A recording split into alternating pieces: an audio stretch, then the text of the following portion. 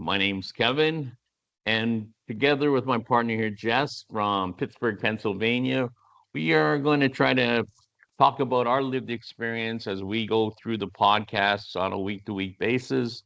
I'm an 11-year stroke survivor from Toronto, Canada, and today's topic is going to be looking at questions we see online, questions we've heard, Jess and I have heard. And first of all, before we get started, Jess, how are you? Hey, Kevin, I'm doing really well today. Good. It's Good to a hear. it's a gloomy Pittsburgh day. We just had the NFL draft here. It was chaotic, Yeah, and I can now imagine. it's starting to calm down. Yeah, the city's in turmoil. Yeah, Yes. Toronto's kind of the same right now. It's gloomy, wet weather all week happening, but what a better time to do a podcast, huh? And stuff there. So as I mentioned earlier, we're going to talk about certain questions people have asked. So Jess and I are going to give our thought processes in how how we overcame them, or our thoughts, and how these questions are very relatable to us and how they may help you, the viewers. And thank you very much for, checking in on our podcast and listen to our story. And we hope to continue to help anyone from a caregiver to the stroke survivor in regards to questions and answers about your own recovery. So the first question I'm going to ask you, Jess, why are you always so tired? I mean, it's something that I've seen a lot of, and why, in your opinion, do you believe, you're so tired? Yeah, good question. And just to reiterate, everyone, thank you for tuning in. This is the Stroke of Reality podcast, where Kevin and I come together to hopefully provide resources to you and caregivers or anyone else out there that's going through a medical trauma and working through recovery. And I am a 3.5 year stroke survivor. My stroke was a hemorrhagic stroke on the right side of my brain, affecting my left side due to moya moya, a genetic rare disease. And with that said, Kevin, to get to your question, why am I so tired? Our brains just went through a traumatic injury. And when your body goes through any type of injury or fights illness, um, we get tired so that our body can start to recover on its own. Our bodies are amazing. And so, from the traumatic brain injury, our body requires a lot of rest for recovery to allow our body to heal naturally. So, with that being said, that is why we are so tired. I remember getting home from the hospital back in February of 2023, post surgery, and, learning about my stroke and learning about my disease, and only wanting to sleep. I could barely keep my eyes open to have discussions or conversations with my family or friends. I would fall asleep for hours. I still don't get up before 9 a.m. Every day. So our bodies need to rest in order to recover. It's so important for brain injury, for any type of injury or ailment, to allow our bodies to rest in order to, be able to take on the world. So that's Yeah, why I'm tired. How about you, Kevin? yeah, yeah. I think the same. I think part of it when I started recovering, that whole process went on.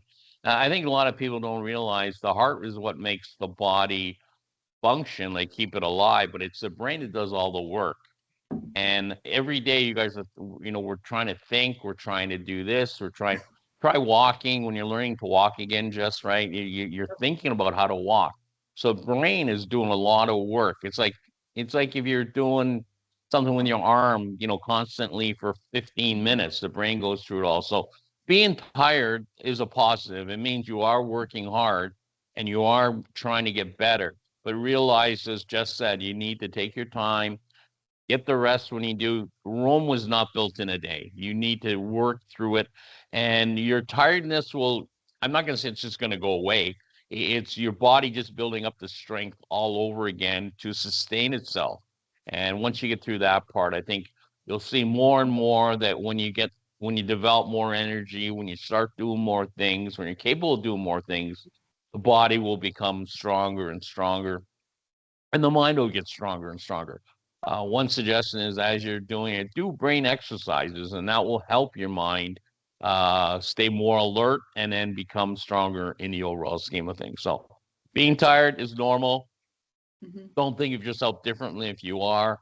Taking naps every day is not abnormal. It is normal. You should be taking them Oh, because yes. it's your body telling you I'm beat. Like, think of it as Mhm. running a marathon. And then when you get back after you're finished, you take a nap, you rest because your body needs to cool down and start regenerate and rebuild itself again. That's But right. yeah, Our perfect. brains are the central hub for our nervous system. And Yeah. our nervous system controls all of our movements, our thoughts, etc. And so in order for our brains to recover that nervous system injury, we have to rest. Yeah, absolutely. Absolutely. And You got a I just question, want to Jess? say one more thing. Yeah. I do. One more thing about my brain. My brain is I one of my deficits that I have is that I throughout communication I do yawn randomly. It's completely involuntary. I can't control it. So I promise you, if I yawn, I'm not tired or bored of you. It's just one of those uncontrollable deficits that I've gotten from my brain. I mean, I am tired. I'll be honest. I am a little tired always, but I promise I'm not bored of you. Yeah, I think it's almost like spasticity, I guess, when when your legs and arms move incontrollably. The yawning is one of those things. It's another added bonus, I guess, of having a stroke. Yay. Yeah. Okay, my question for you, Kevin. Yep. Let's see. Why am I not getting better? Why are you not getting better? Oh, good question. I think that is one thing in my support groups and a lot of in the live groups that I've been to. People ask that question a lot, and I guess a lot of the getting better we are if you continue to put in the effort and the work.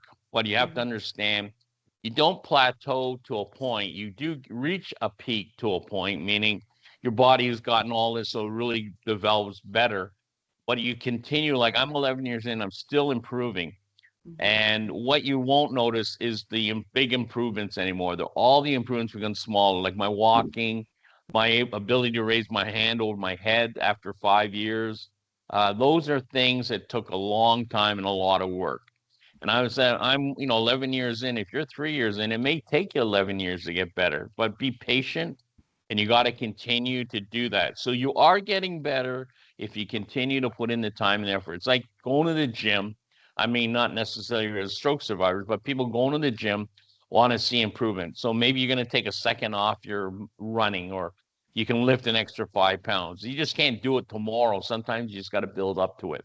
So, in the essence of improvement. You can continue to improve probably until you stop working out. And that's why I say people, I was telling you earlier, do the brain exercises, feed the mind to get it stronger. You're walk, as far as you can, to set goals daily, and then just keep improving on it. And eventually, you might be able to. I've seen people now run like marathons, and I'm sure it didn't happen overnight. It probably took them maybe a year, two, three. Just thinking your body is normal. If your body was normal, you just couldn't run a marathon. Jess and I wouldn't be able to run a marathon tomorrow if we're normal. With a disability, we're even more handicapped. So we have to build off of that to be stronger. And, as Jess has stated and alluded to in past podcasts, she's constantly trying to do it. Yes, she's only about 3.5 years in now. So yeah, she's still brand new to the whole stroke community and things like that. So, being 11, I'll tell you, I'm still improving. I've met people in 20, 25 years of stroke and they're improving. Your thoughts, Jess? I have to agree with you. And Kevin, to piggyback on that question, I think it might be helpful to understand what were your deficits when you had your stroke? Yeah, my biggest thing is I didn't get cognitive. I didn't have aphasia. So I was very lucky. I'm in the small percentage that had just physical. I was paralyzed for 30 days. So my whole left side shut down, and I had to relearn it during rehab, inpatient rehab. And then I got sent home after 30 days, but went back as an outpatient for about another year, year and a half. And I had to keep learning. And then when I Mm. left, I basically got into different things like I worked with a trainer, massage therapy, took yoga, went to a gym, things I've never done before. But I use those as my ammunition to get better. So suggestively, as you feel stronger and feel better, I mean, even for you, Jess, you're looking, and I know Jess is doing rehab, outpatient rehab as we speak, and Mhm. that's great. She's continued to do her things so she can get better because I've met Jess, and if you looked at her, you probably wouldn't know, but then as you see certain things, sure. But those are things she's trying to work on. And I know Jess as a person, she's very determined, and she's not going to stop from getting, better and stronger. And she will. She keeps working on it, and it will come with time. Oh, yes, 100%. Yeah, this is a question I love asking repeatedly to my OTs and my PTs and my personal trainer. When will I get better? When's my brain going to improve? And they, every time I ask them, they roll their eyes and give me the same response. It's different for everyone. And I swear, if Mhm. I had a dollar for that, I'd be a millionaire. But Absolutely. Yeah. And I hear it a lot with people. I hear people complain about it. It's okay to complain. It's okay to be pissed off. You can have all those feelings, but mhm, use it to be a positive. Use it as motivation to keep pushing yourself. Every day, set goals. I had a yes. gentleman I was talking to yesterday, and his big goal was to walk without a cane, like down the street, and he did.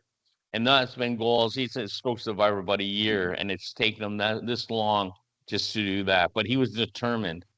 And you try to get more determined, work with your caregiver, work with your therapist, and just trying to improve. What can you do?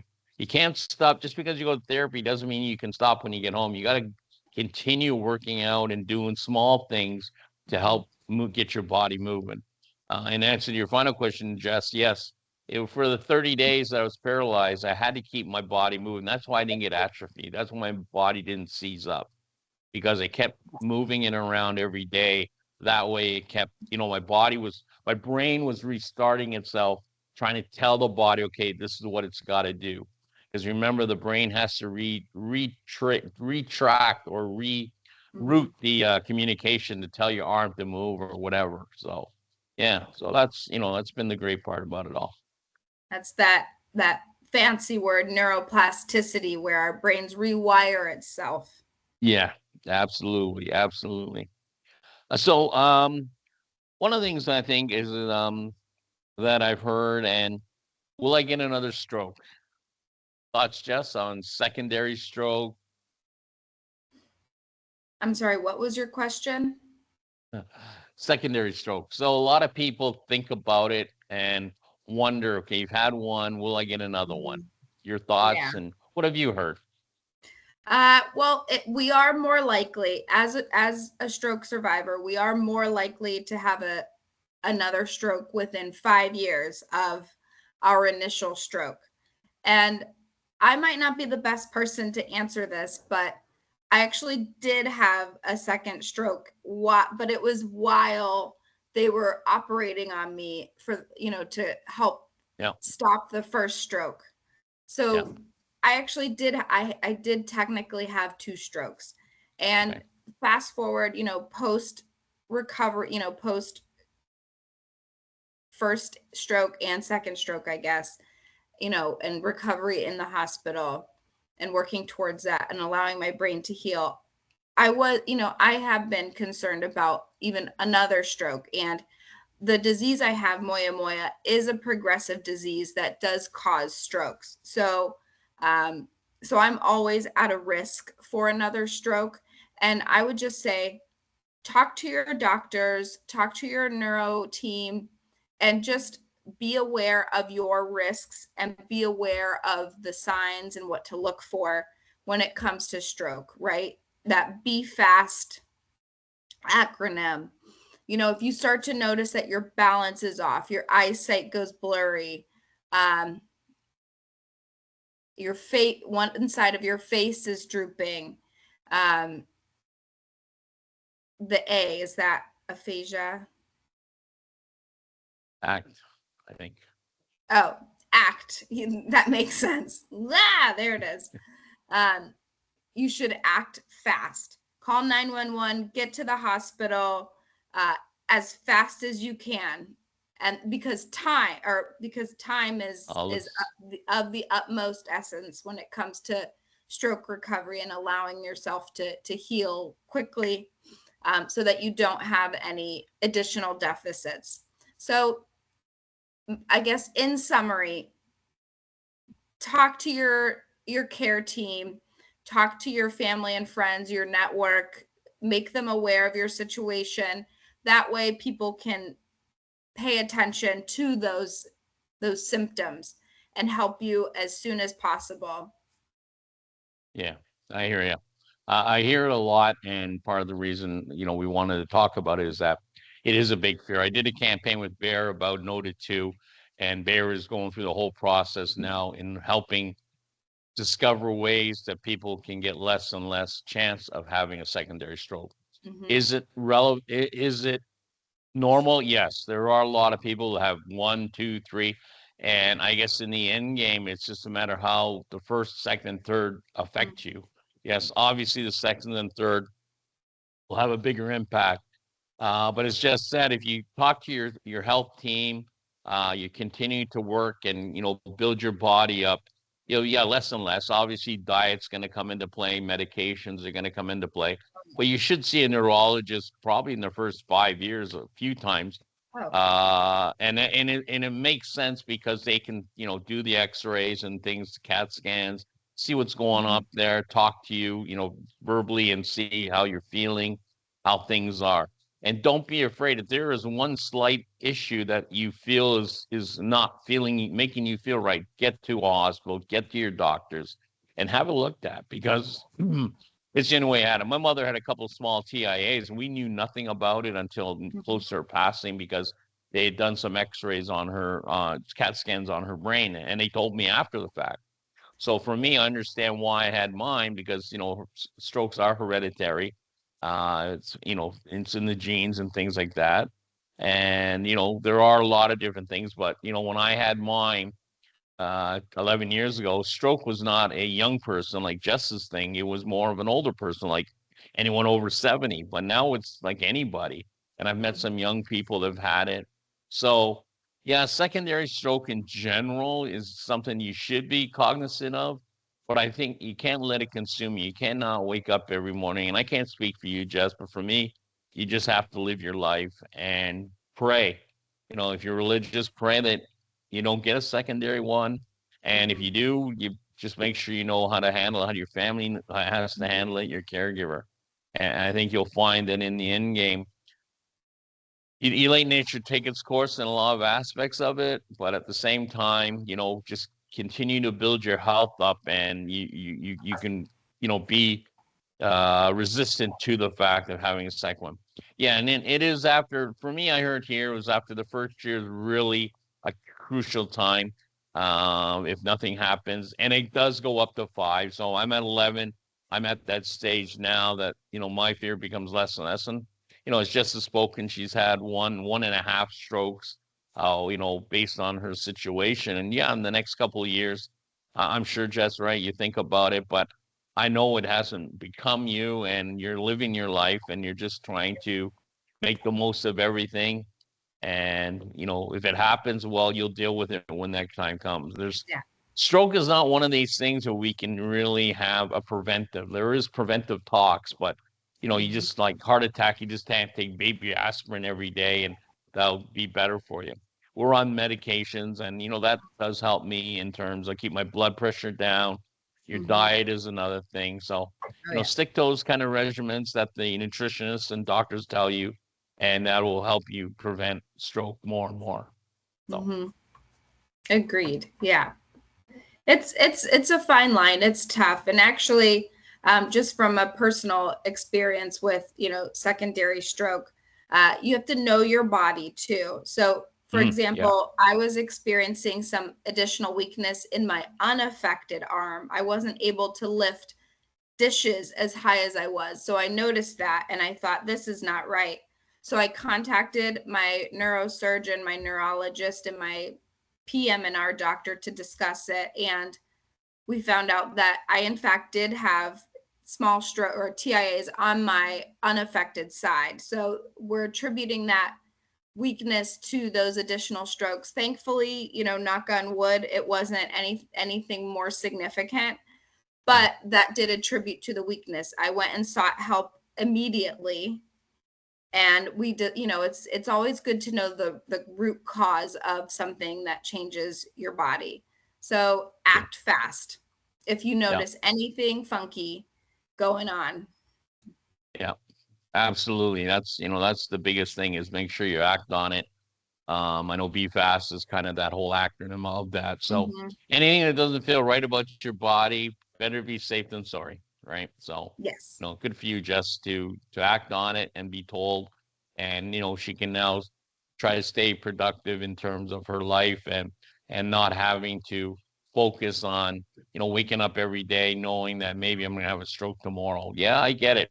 Uh, people, but you just gotta try to live your life and try to keep it in the back of your mind for now. And then, as long as you don't get any of the symptoms, I think you can be in a position of just leading a normal life.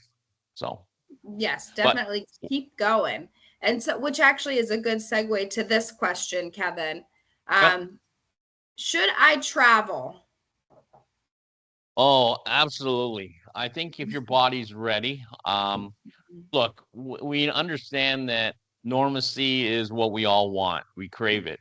I traveled a lot. For the first year, I Mhm. didn't travel. Part of it was the 1 year number that we just talked about in having a second stroke. I was worried about getting cabin pressure in my head. I thought it might explode.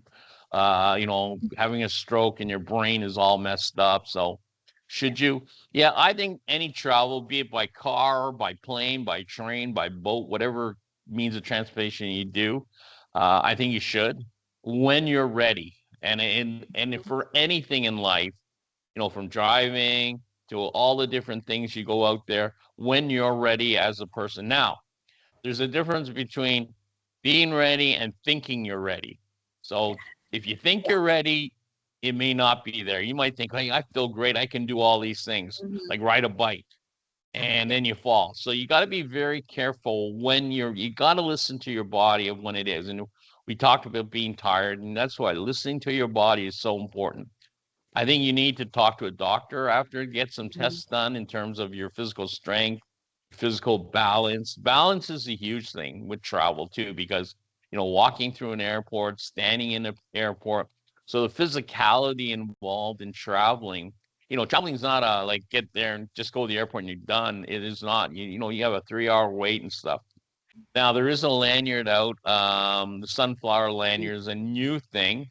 Mhm. And that's a big thing to get. If you are going to travel, look up the Sunflower Travel and they get you a lanyard. And at the airport, it's a well recognized symbol of helping people get immediate attention or fast forward in the line so they can, get to a seat and sit down, not necessarily in the plane, but sit in the airport without having to do the standing in line and waiting and all Mhm. that.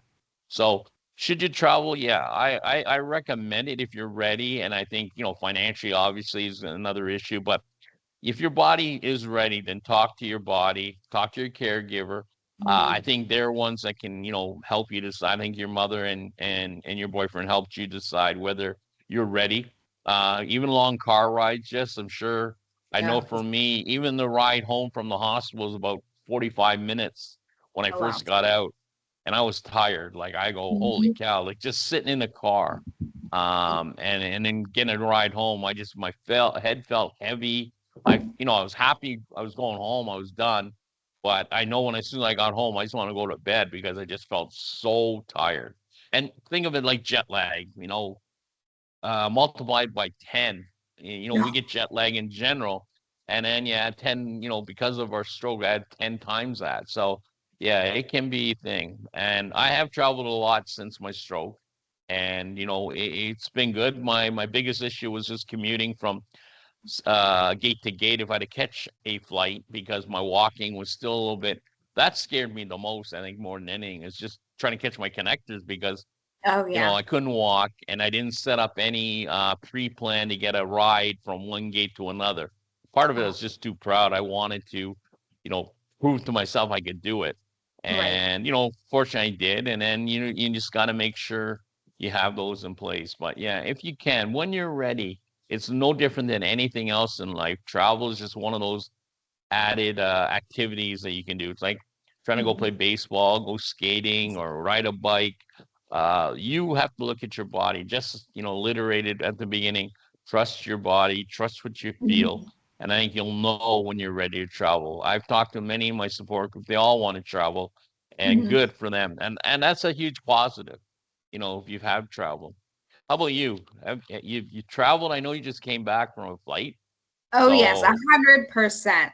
And to reiterate, the Sunflower Lanyard for invisible and cognitive disabilities is amazing.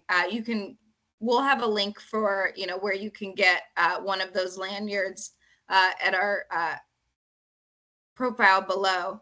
But it is a game changer in the airports, as if you have even if you have sensory sensitivities, someone will help you through the airport, get to your gate, work through the TSA pre-check or TSA security checks, and it makes a world of difference, especially if you have, like I said, sensory issues, or cognitive or physical, even physical limitations. So use it to your advantage and get the Sunflower Lanyard. But as Kevin said, yes, I actually just came back from an amazing trip to New York City. Speaking of sensory overload, but we went to, my niece and my mom, we traveled together to go to the Fast Forward Stroke Summit, which was awesome. We got to meet other survivors and discuss, lament about our experiences. So travel, travel, travel. Uh, a year after my stroke, I was cleared and felt good enough to travel to St. Martin with a group of friends. Thankfully, I had tremendous support, but it was awesome to feel normal again, to go and travel to the tropics, enjoy the sunshine and the ocean, and have that support. So, and I felt good. I paid attention to my body, as everyone should do when they travel or go any day. I paid attention to my body. If there was something wrong, I would address it. But 100%, everyone should be okay to travel once they talk to their providers, get cleared by your neuro, be aware of your circumstance, pack your medications, keep everyone updated around you about your situation. I was so proud to tell the flight attendant on that plane ride to St. Martin that I was a stroke survivor and I was traveling for the first time since. And they celebrated me, which was amazing. It felt good. So travel, yes. And leave any comments or questions below if you have any regarding travel, and we'll get to you. So yeah, I guess absolutely. that's my 2 cents Yeah, on great. travel. Yeah. And I know just in your, before pre-stroke, you like to travel and did a lot of that stuff, as did I. And you know, in the end game, it's a matter of whether your body's ready. And I Yeah. said earlier, is there's a difference between what you feel and what you think. Yeah. And trust your body, trust your gut, trust your caregiver or your partner. If obviously you're not going to travel alone, and I wouldn't recommend the first time going on a trip by yourself. You should go with family member or someone, at least as a backup plan. Especially I think you're scared to see what's going to happen and what you're going to do. So I've had a number of flights out. My longest one was out to Europe recently, so that didn't happen. And then you just the short trips, long trips, anything that you can do just to keep feeling normal and trying to get your life back. And that's what every stroke survivor wants, is some normalcy and some resemblance of a normal life. And yes, it will take time. And hopefully travel will be part. If you haven't traveled yet, part of it is to have that discussion, not only with your family members, but your doctors, and see what they think, because, these are the people that are looking after you. And, you just can't jump on a plane and say, okay, let's go. It doesn't work that way. I wish it did. But obviously, I want you to be safe more than anything. Be safe is my big message through all the stuff we've talked about today. And, look at your life and just be safe about it. You don't be reckless, and you build yourself back up. There's no time to try to destroy it all in one go. Just get back to normal slowly and take your time and keep working the mind, and keep going. Well, Jess, we're coming down to conclusion and time, and I thank you for joining me and doing this podcast together. Any final words and things in your thoughts of some of the stuff we talked about, and as we look forward, anything else you want to talk about? Yeah, I just think, as we wrap up, the reality is stroke recovery is hard, and people will not understand it unless they have gone through it. So we have to give ourselves grace and, understanding that what we're going through is difficult. It's going to take time and patience, which I know I don't have. So, but even so, keep going. We have to be kind to our minds. Our brains are working overtime and double time to keep our bodies alive. Be grateful, lead with gratitude, and just keep going. And everything's going to be okay. Absolutely. I couldn't be more on side of that with you, Jess, on that. I think my number one message is just keep pushing forward. That's all you can really do. Yeah. Don't let the stroke defeat you. You just got to keep working. And again, every recovery is different. Jess and I have totally different recoveries right now, and we're at different stages. But one thing that's brought us together, as just mentioned, we met at the Fast Forward, which I created with the girl that's still running it now, Maddie.